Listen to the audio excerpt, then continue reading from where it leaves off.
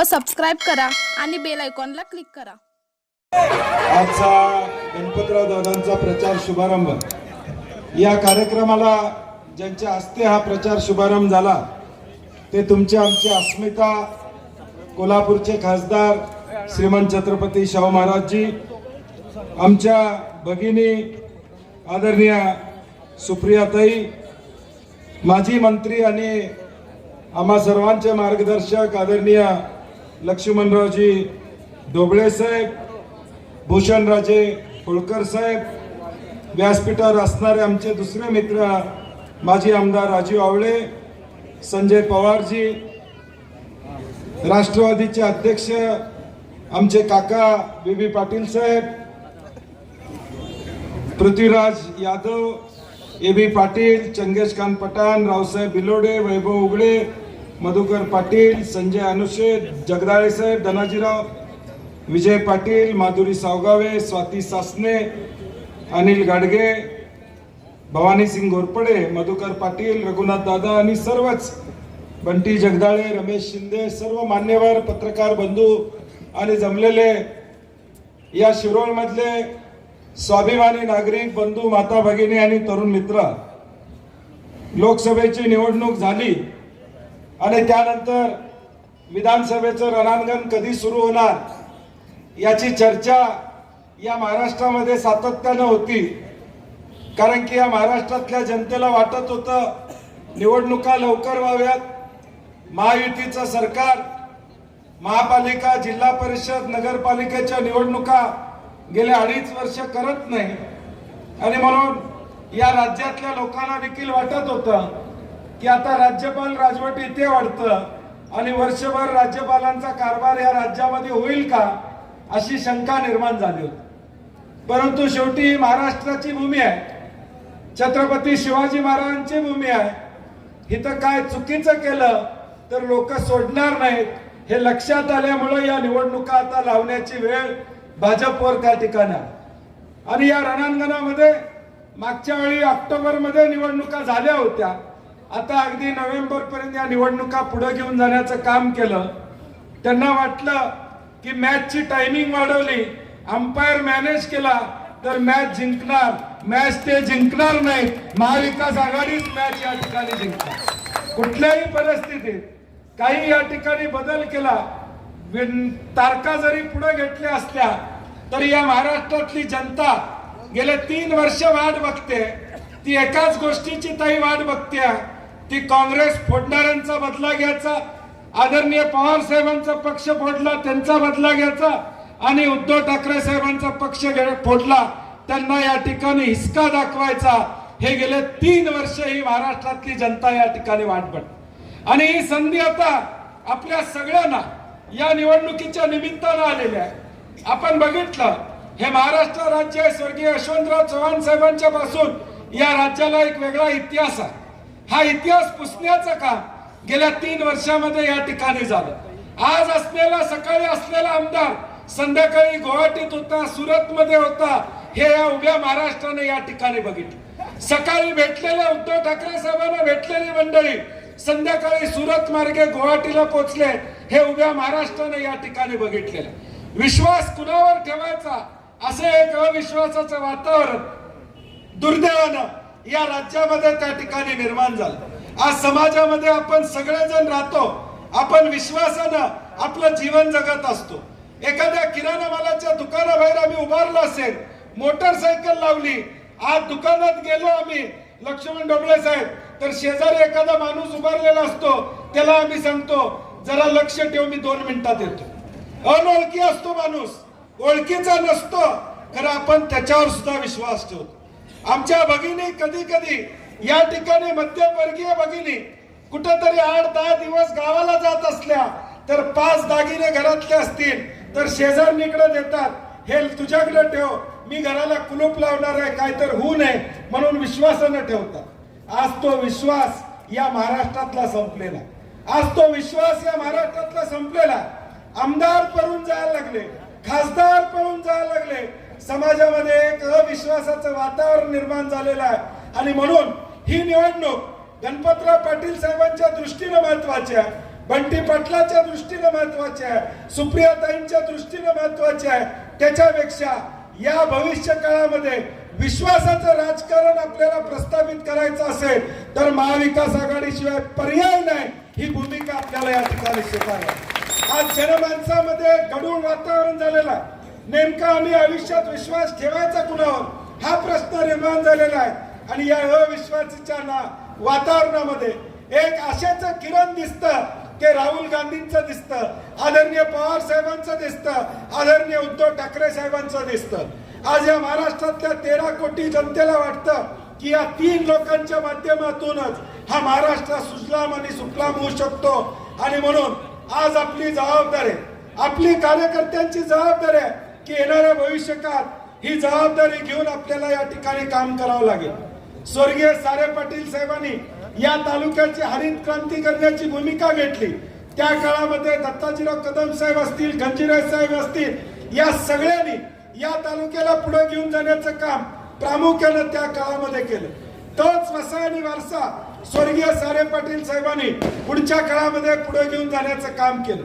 मला आठवतंय 2009 साली ज्यावेळी या जिल्ह्यामध्ये 2च आमदार निवडून आले, एक बंटी पाटील आणि एक सारे पाटील साहेब या ठिकाणी निवडून आले. आणि मला त्यावेळी आठवत आहे की मी नवीन होतो, माझी दुसरी टर्म होती, परंतु त्यावेळी सारे पाटील साहेबांनी एक सोनियाजींना पत्र लिहिलं आणि म्हणले या जिल्ह्यामध्ये जर काँग्रेसला ताकद द्यायची असेल तर आपण बंटी पाटलाला मंत्री करा. हे उपकार मी माझ्या आयुष्यामध्ये कधीही अनेकदा सभेमध्ये बोललेला आहे, अनेकदा मी याचा उल्लेख केलेला आहे.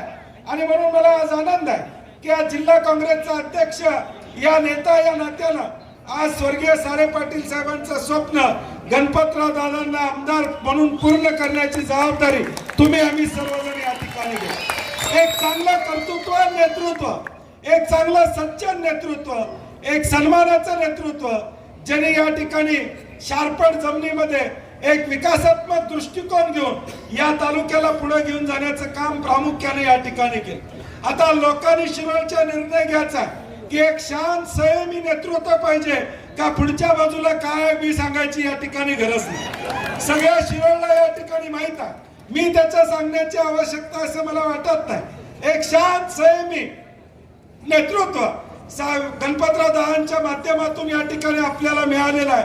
आपण काळजी करू नका, त्यांच्या माध्यमातून येणाऱ्या भविष्यकाळात या तालुक्याला विकासात्मक दृष्टिकोन देण्याचा प्रयत्न तुमचा आमचा निश्चितपणे या ठिकाणी असणार. अनेकदा चर्चा येते गणपतराव दादा संयमी आहेत, शांत आहेत, काय अडचण आली तर काय होणार, अडचण आली तर काळजी करू नका.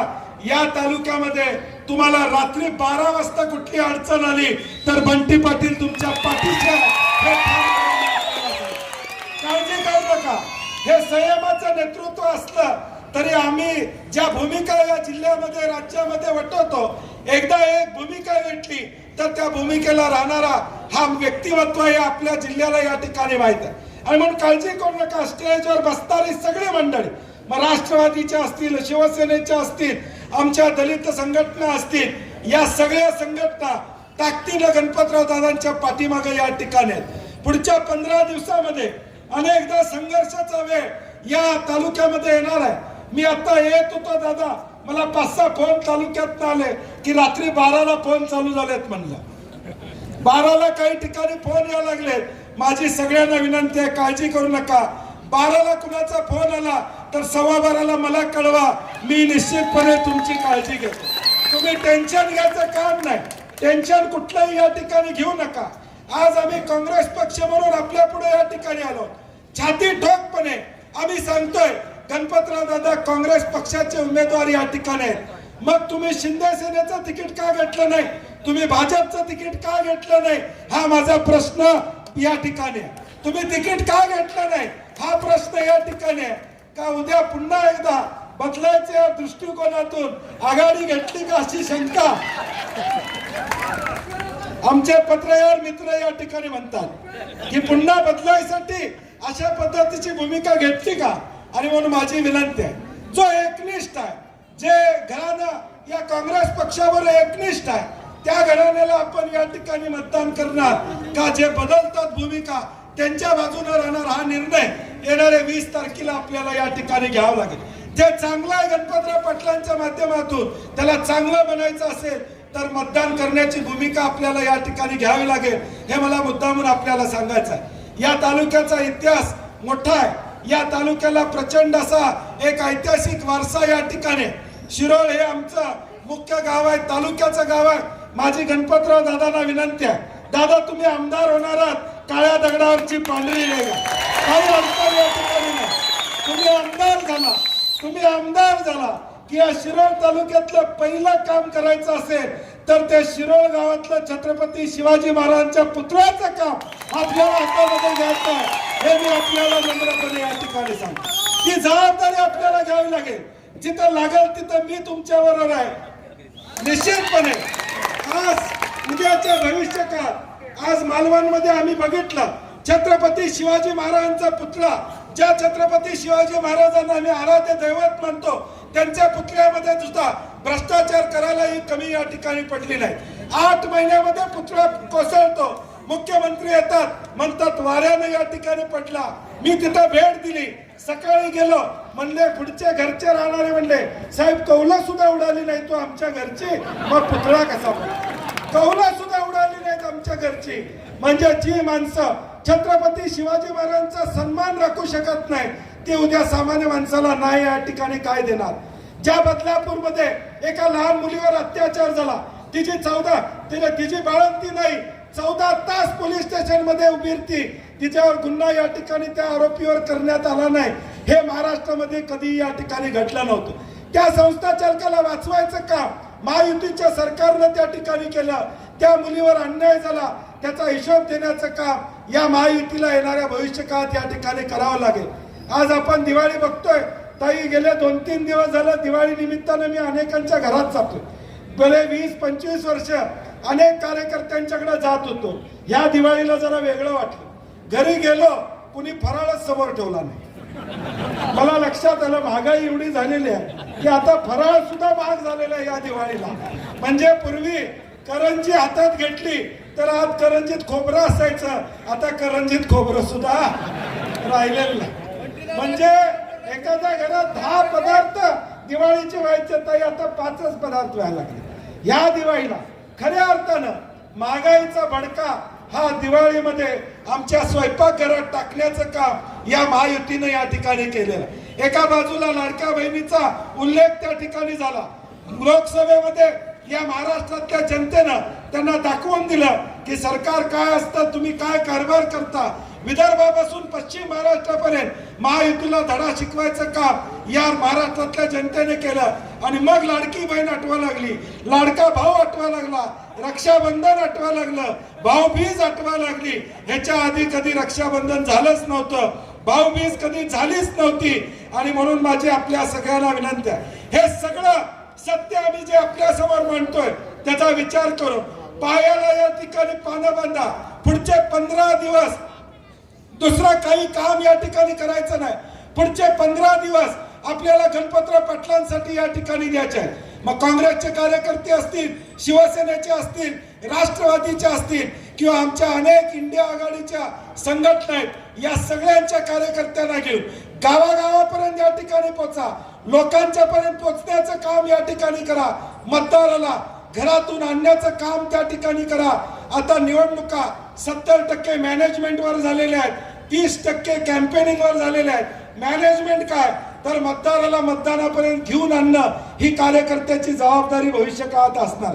आम्हाला जर वाटत असेल, आम्हाला मनापासून वाटत असेल सारे पाटील साहेबांना खऱ्या अर्थानं श्रद्धांजली या ठिकाणी अर्पित करायचं असेल तर गणपतराव दादांना किमान 50,000च्या मताधिक्यानं निवडून देण्याची भूमिका आपल्याला येणाऱ्या भविष्यकाळात स्वीकारावी लागेल. या तालुक्यामध्ये आता दादा वारा फिरलेला आहे. परिवर्तनाचे वारे आम्ही सारे, परिवर्तनाचे वारे, परिवर्तनाचे वारे सारे जण आपण आदरणीय गणपतराव दादांच्या पाठीमागे राहूया.